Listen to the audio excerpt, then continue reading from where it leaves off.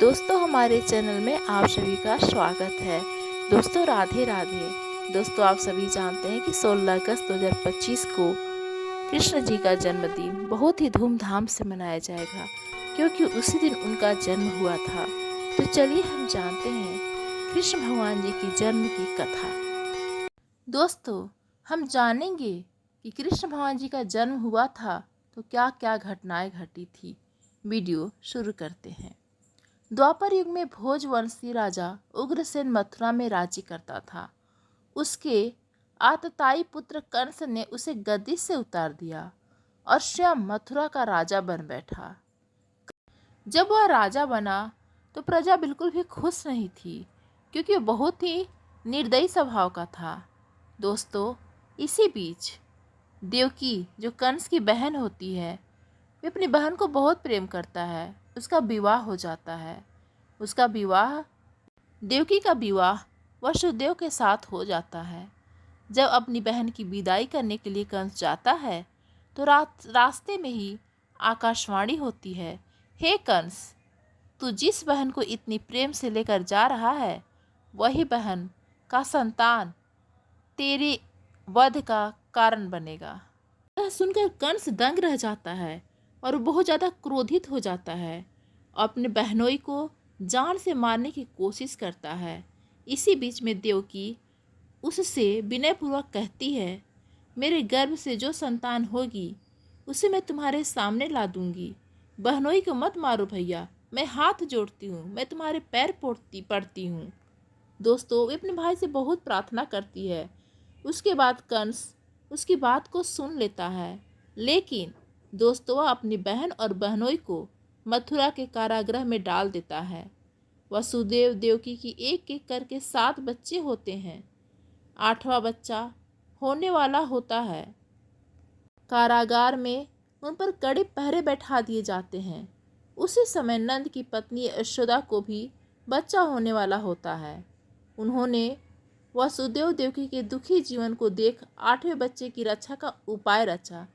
जिस समय वसुदेव देवकी को पुत्र पैदा हुआ, उसी समय संयोग से यशोदा के गर्भ से एक कन्या का जन्म हुआ, जो और कुछ नहीं सिर्फ माया थी। जिस कोठरी में देवकी वसुदेव कैद थे, उसमें अचानक प्रकाश हुआ और उनके सामने शंख, चक्र, गदा, पद धारण किए चतुर्भुज भगवान प्रकट हुए। दोनों भगवान के चरणों में गिर पड़े। तब भगवान ने उनसे कहा, अब मैं पुनः नवजात शिशु का रूप धारण कर लेता हूँ।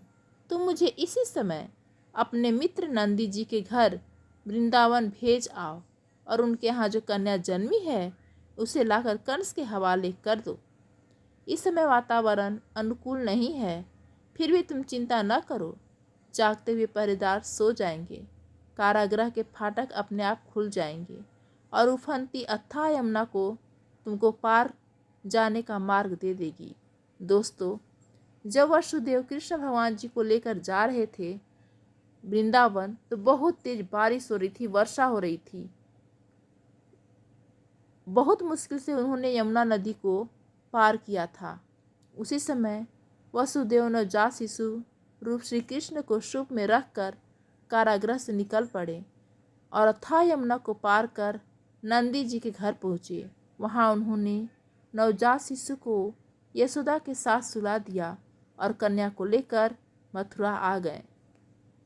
जब तक वसुदेव जी वृंदावन में थे, सभी पहरेदार गहरी नींद में सो रहे थे और जैसे ही वे बच्ची को लेकर के आते हैं मथुरा, सभी पहरेदार जग जाते हैं और कंस को यह सूचना मिली कि वसुदेव देवकी को बच्चा पैदा हुआ है।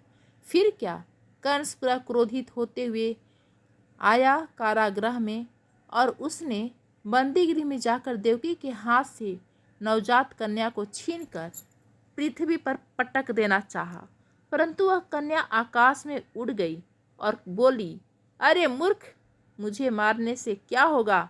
तुझे मारने वाला तो वृंदावन में जा पहुंचा है, वह जल्द ही तुझे तेरे पापों का दंड देगा। दोस्तों यह थी कृष्ण भगवान जी की जन्म की कथा।